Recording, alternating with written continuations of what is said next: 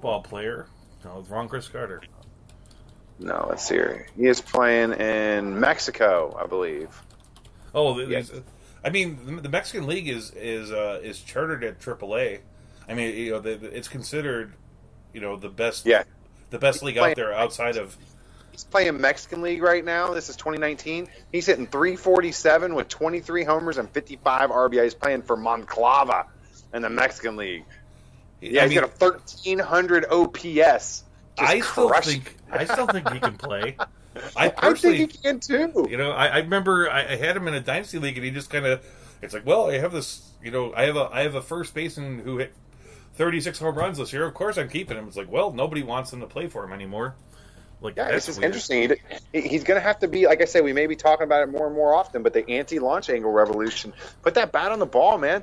Do some damage in the gaps. Hit that ball hard, and maybe you're gonna get that BABIP up a little bit, enough to be respectable enough to be back in a major league roster. Because hitting 218 ain't gonna do it for you. Well, yeah, 218. Yeah, 218 is just too low. You'd have to walk a boatload to make that work. But back to Gallo real quick. I just want to touch on a few things real quick. So we were talking about his batting average. Right now it's 278, and I like these expected stats. And you can go over to Statcast. They have the expected stats posted. But like I said, he has a 278 batting average, and they expected batting average is 260. Right what I said, dude. So that's sustainable. But his expected WOBA versus his actual WOBA, his weighted on base average, is 436. His expected WOBA is 437. So that says to me that what he's doing is sustainable with all of his power, his on base skills, and that he can still be a 260 hitter and just be just as valuable going forward. I'm only tinkering at the edges here, but just as valuable with that 10-point drop probably isn't true. But you're talking about going from 25 to 32 or 35. I just don't see it being a huge difference to me. You know what I mean? That's still value. This year we're going in the 7th, 8th round of drafts. Yeah, he was like a number 60th pick, somewhere around there. Yeah, you're definitely getting value. Whether you'd rather have 25 than 35, but either way, you're doing fine. Well, I'm surprised I haven't heard a lot more out of you about what Anthony Rizzo's been doing this year, being a Cubs guy.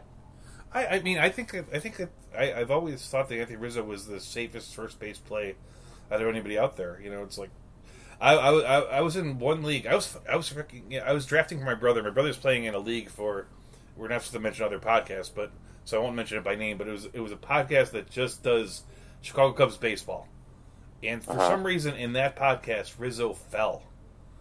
So I had already drafted Goldschmidt to be my first base, but he fell to the 5th round. I'm like, man, I can. So even Cubs guys were a little down on him because he sort of became that kind of boring. I'm gonna hit 277. I'm gonna hit you 31 home runs.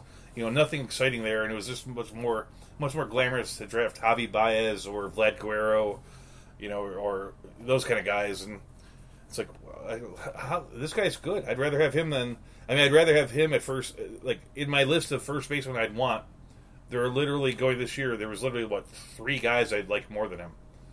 I like Freeman a lot. I like Goldschmidt a lot. I've never been a Rizzo drafter, but I looked at his stats this year, and he's on pace for some numbers that basically better than any of his career numbers. If you look at it at this point in the game, he's already got 15 homers. I mean, he's been that guy that's hit 30, 30, 30, 30, 30, 32, 31, 32, 32, and then 25 last year. Dude, he might be on pace for 35, 40 this year. He's on that. He's in the top 12 on your not swinging at balls out of the strike zone. He's one of those guys, just great eye, just does his thing. He's got a career high on base percentage of over 400 this year, where it's never eclipsed 387 before.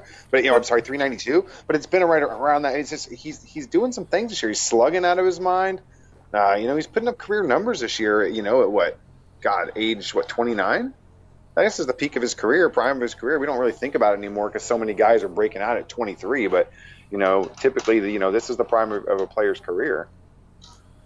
No, I don't know why people were so down on him, and especially coming from a bunch of Cubs fans, it was kind of crazy. It's if you're in a situation where you're drafting a Jose Abreu, I mean, I know that other guys I would have drafted him ahead of Rhys Hoskins and Cody Bellinger, even though those guys are better than him now for sure. But Rhys Hoskins isn't, but Bellinger surely is.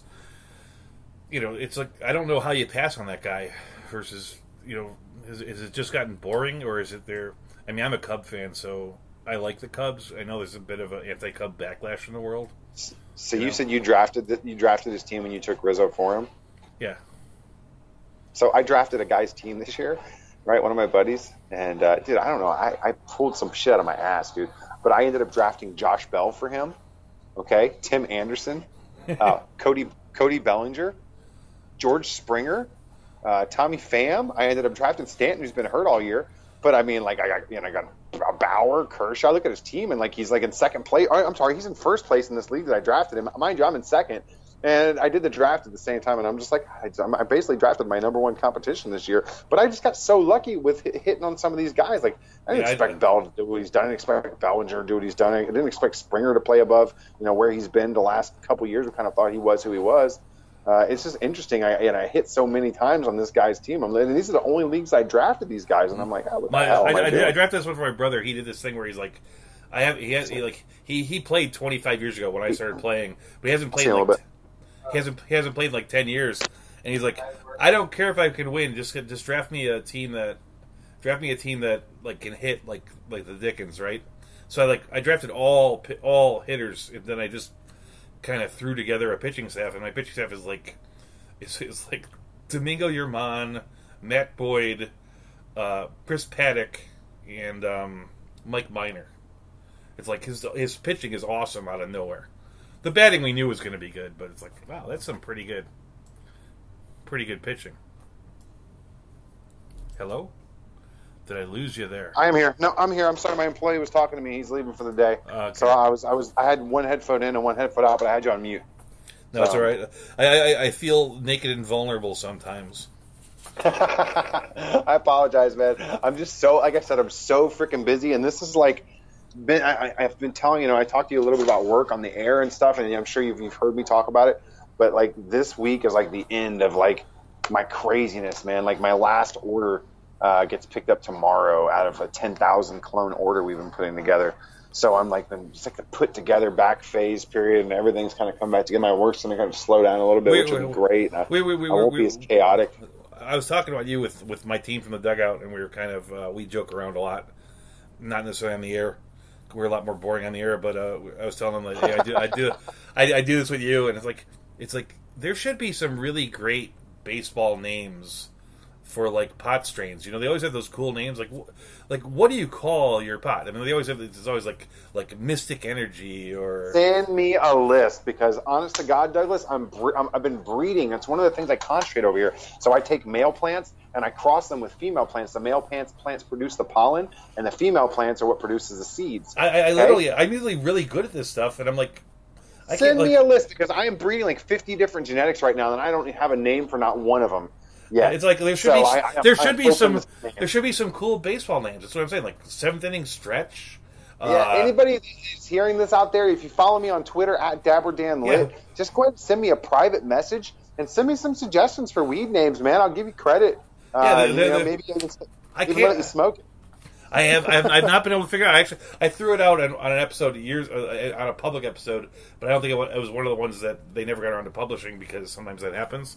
It's like, come on, Scat Room, you can come up with a pot name from baseball, We definitely, and especially because a lot of people don't realize this and haven't realized this for years, but Major League Baseball is not tested for marijuana. It's one of the things that's not part of the collective bargaining agreement. I don't think it ever will be. It's weird. At the minor league level, they test for it, but not at the major league level. You remember a couple years ago with Jonathan Singleton?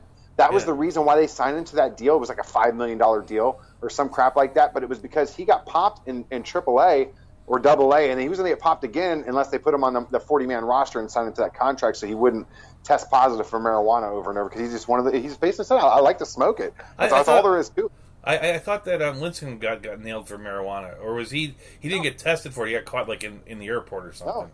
No, maybe. No one ever, he got caught with it. I want to say it was off season in Seattle or something like that. Yeah, it wasn't a test, but he got caught somehow. Because there was a theory going around that his decline was the fact that he was a little bit of a nervous pitcher, and the marijuana kept him like even keel. And once he got popped for it, not failing a test, he was being tested for marijuana, and a failure No, would have meant. They do not test for it in the collective bargaining agreement. I thought they could. I thought they could for cause. Nope. Royals want samples. Yeah. Okay. Come on out to Oregon, buddy. Anytime, man. We're in a recreational state. You can't come out here. We can go ride on the boat. Actually, what do you think? You're in Hawaii, man. I'll have to come to Hawaii sometime and visit you. You bring them a plant, they can grow 7 plants there. That's what I heard. Man, that's.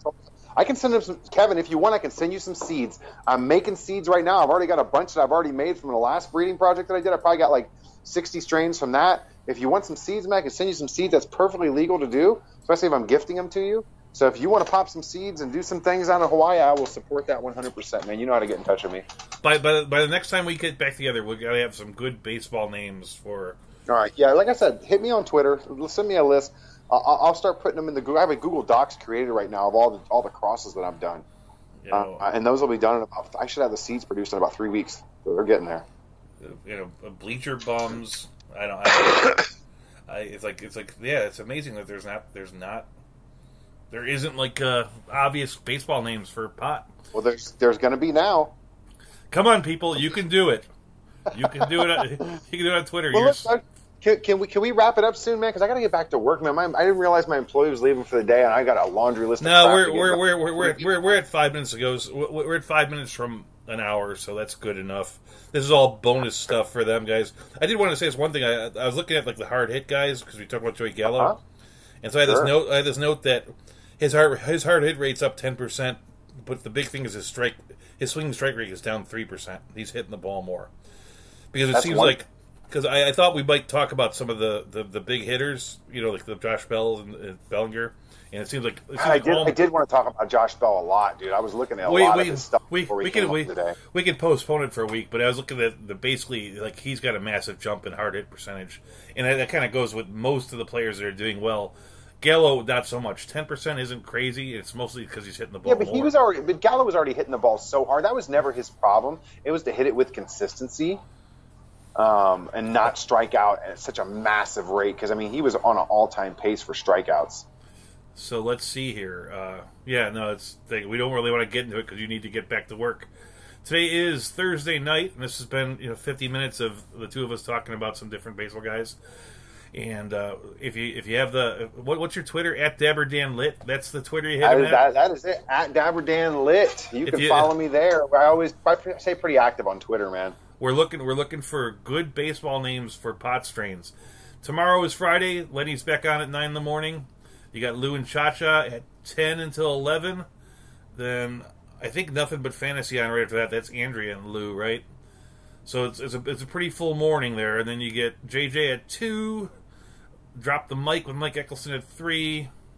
Cam Giagrande's gambling show is every day at 5:30. And then there's a Dynasty football show at 7:30. I'm trying to read that correctly. And then on Saturday morning, of course, you get the Dugout, 10 o'clock. Oh, I did want to tell you that I reached out to John Calvano about being my first guest. Haven't really heard back. We're just trying to get times together, So I figured we'll have a talk shortly after the Major League Baseball draft. And what is your Twitter? It's Urban Baboon, isn't it? Urban Baboon. BABB? The Baboon has got 2 B's, but they're not together. BOON. Yep, that's who I am. And you don't ever tell people your Twitter. Twitter. I wonder if I recorded this under me or you. I think I switched it, but if I didn't, I'll pop it over to your side too. Because hey, I just sent a tweet out, but I believe you're recording it under my feed. No, maybe not. I don't know. Did you stop it? I haven't stopped it yet. I'm stopping it now, guys. Should I play a little? I can't actually do that. Yeah, you must have done it under your feed because it's not under my feed. But I just tweeted under my feed. I'll have people come check it out. So good night, everybody.